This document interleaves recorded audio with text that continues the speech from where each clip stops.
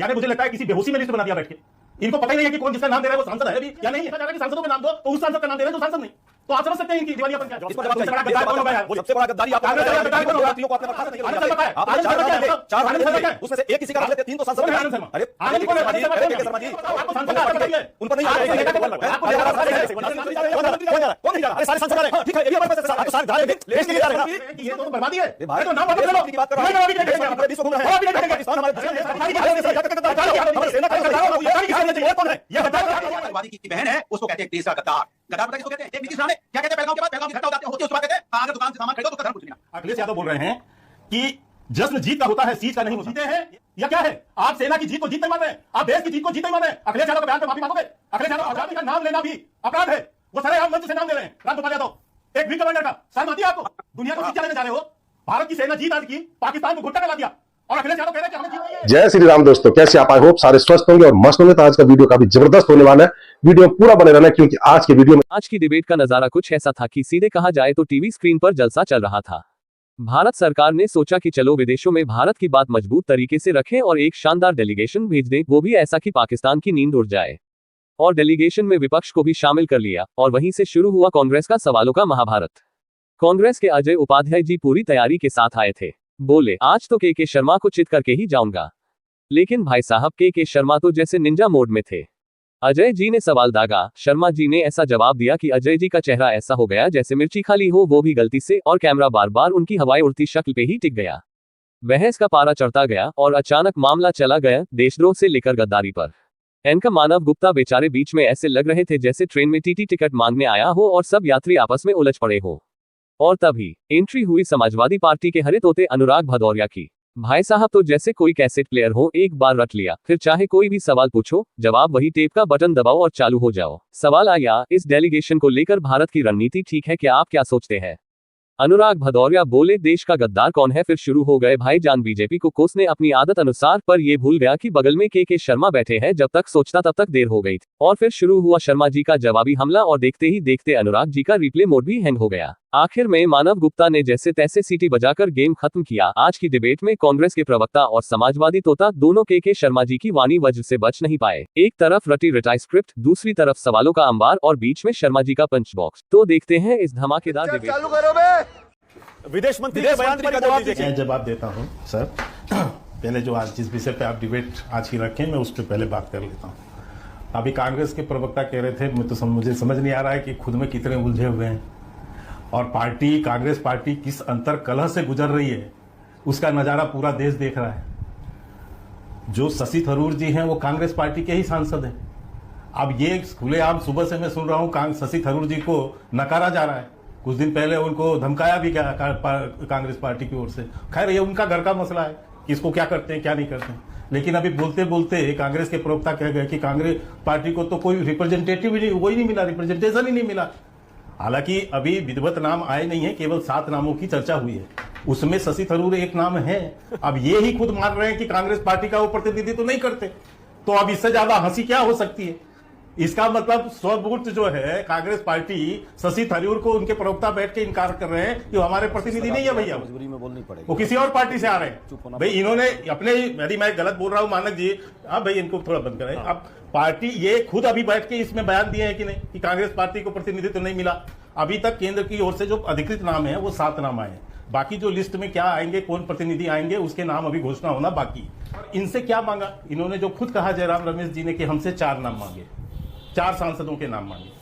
मैं यदि शायद गलत नहीं हूं तो मानक जी शायद आनंद शर्मा आज की डेट में राष्ट्रीय सांसद नहीं है, और मैं चाहूंगा इसको चेकअप कर लिया जाए। मेरा जो जानकारी है कि वो सांसद नहीं है सांसद, सही कह। अब कांग्रेस ने इसको कितनी गंभीरता से लिया है सरकार की बातों के, यानी मुझे लगता है किसी बेहोशी में लिस्ट बना दिया बैठ के।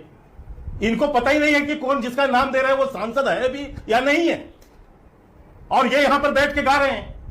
तो जिनको इसका होश नहीं है वो जो है अपनी गंभीरता बता रहे हैं। इसका मतलब सरकार की बातों का या जो बात विश्व लेवल पर जाकर करनी है उसके प्रति कांग्रेस कहीं गंभीर नहीं है। जिसको यह नहीं पता है कि मेरे यहां कौन सांसद है कौन सांसद नहीं है, यानी इससे ज्यादा हास्यास्पद क्या हो सकता है? मुझे एक घटना याद आ गई इसी पर। एक डोजियर देना था मानक जी पाकिस्तान को, आतंकियों का, जानते हैं उस समय इनकी सरकार थी, यूपीए सरकार की, जो डोजियर में नाम दिए गए थे उसमें जिन लोगों के नाम दिए गए थे वो सब मरे हुए थे, आधे से ज्यादा। वो डोजियर पेश किया था इन लोगों ने। आज वही हालत इनकी है कि इनसे पूछा जा रहा है कि सांसदों के नाम दो, तो उस सांसद का नाम दे रहे हैं जो सांसद नहीं। तो आप समझ सकते हैं इनकी दिवालियापन क्या है। और बैठ के यहां केवल राजनीति करनी है, सरकार को गालियां देनी है, सरकार पर प्रश्न उठाना है और किसी तरह देश को नीचा दिखाना है।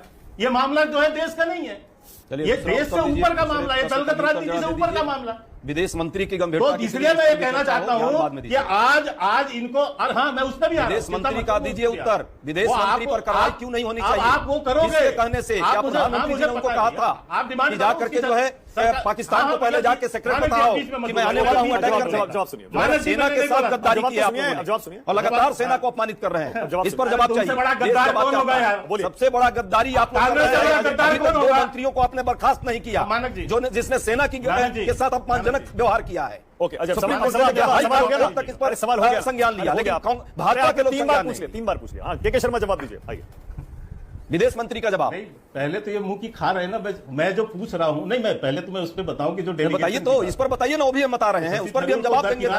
बाकी 3 नाम आपको नहीं दिखे, 7 लोगों को देना था ना, सारे पार्टी के लोग आपने 4 नाम दिए, 4 हमने दे दिए, उसमें से 1 किसी का रख लेते, 3 तो सांसद थे। आनंद शर्मा, अरे के शर्मा जी, गौरव गोगोई डिप्टी तो बताओ आपको सांसद का आता पता नहीं है, उन पर नहीं अच्छा प्लीज, ऐसे दर्शक समझ नहीं पाएगा। नहीं ऐसे नहीं, उनको भी डाल देते हैं। 1 बाय 1, एक एक ऐसे नहीं, 1 बाय 1। के शर्मा बोलिए, बात पूरी करिए अपनी। विदेश मंत्री पर जरा जवाब, मैं माना बहुत गंभीर मामला है। मैंने कहा देखो शशि थरूर जो है विदेश मंत्री पर आइए ना, विदेश मंत्री जो है इतने ज्ञान देते रहे, विश्व में घूम करके पाकिस्तान को तमाम चले आए। भाई चुप रहो ना, मैं आ रहा हूं, आप चिंता मत करो सर, आ रहा हूं। ज्ञान देने चले गए, पूरा विश्व घूम रहे हैं, पूरा जवाब दे रहे हैं टैक्स के पैसे का, देश का, अभी आपकी देश के पैसे की बर्बादी आपके दिवालियापन को बता दूं, गद्दारों के साथ आप ये नहीं देश रहेगा, ये गद्दारी।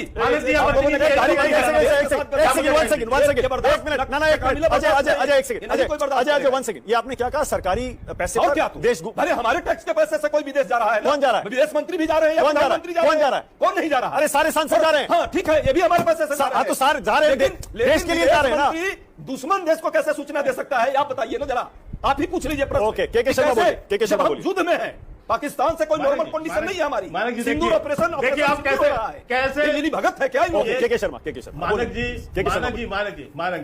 देखिए किस ढंग से इनका मुखौटा उतर रहा है, कांग्रेस का मुखौटा कैसे उतर रहा है, इसको पूरा देश देख रहा है। कांग्रेस का प्रवक्ता कह रहा है कि ये जो डेलीगेशन भेजा जा रहा है ये पैसे की बर्बादी है। अंतरराष्ट्रीय स्तर पर भारत अपने, मैंने आपको पूरा टाइम दिया ना, प्लीज आपके अपनी टर्न में बोलिए प्लीज। दर्शक समझ नहीं पाता है ना जब एक से ज्यादा लोग बोलते हैं तो। क्या बताइए, इस पर आइए, विदेश मंत्री जो कह रहे हैं उस पर बताइए कि हमने हमले से पहले क्यों पाकिस्तान को बताया। अपनी एक लाइन, इतना मानक जी इतना महत्वपूर्ण बात कांग्रेस के प्रवक्ता ने यहां पर बोला है कि अंतरराष्ट्रीय स्तर पे भारत जो है लोगों को कन्विंस करना, ये देश की विदेश नीति से जुड़ा हुआ विषय है, और उसको कह रहे हैं कि ये तो बर्बादी है। भारत तो नाम वापस ले लो, की बात कर रहा हूं, नहीं करो अभी, नहीं भेजेंगे, पूरे विश्व घूम रहे हैं, अभी नहीं भेजेंगे। पाकिस्तान हमारे दुश्मन देश की हद होनी चाहिए में है, गद्दारी की हद होनी चाहिए, जाकर के गद्दारी की हद होनी हमारे सेना का गद्दारी की हद होनी चाहिए। और कौन है ये गद्दारों के हाथ आरोप है इन पर, हत्या का मुकदमा चलना चाहिए देश के विदेश में। मानक जी यदि इन्होंने ये सूचना दी है और अपने मुंह से कह रहे हैं,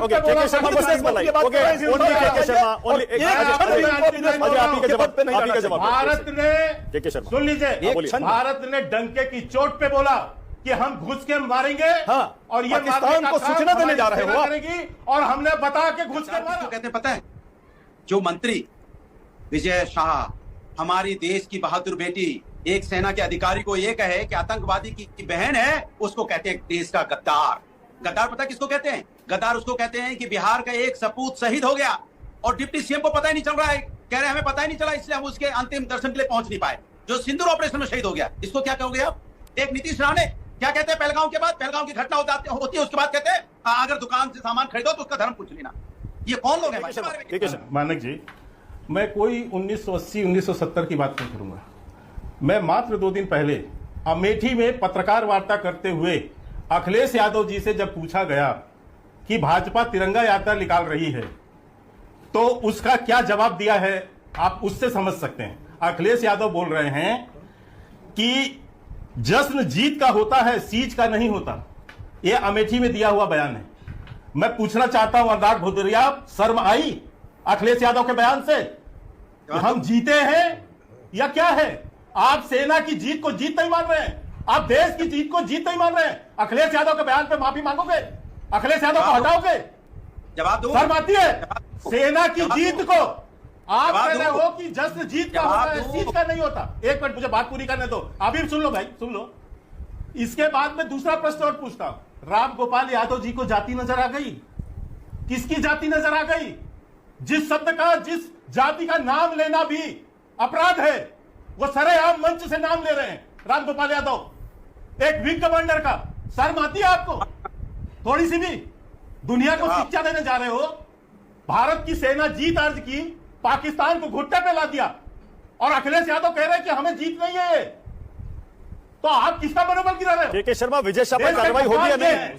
देखिए सर, बिल्कुल मैं कह रहा हूं सर, बिल्कुल मैं उसकी भर्त्सना भी करता हूं, माफी भी मांगी है, कोर्ट मामले न्यायालय में भी है और कार्रवाई भी होगी। लेकिन मैं पूछता हूं अखिलेश यादव, आई होप कि आपको वीडियो पसंद आएगा। वीडियो पसंद आए तो लाइक कीजिए, शेयर कीजिए और चैनल पर नहीं है तो सब्सक्राइब कीजिए। मिलता हूं फिर किसी नई डिबेट के साथ, तब तक जय श्री राम।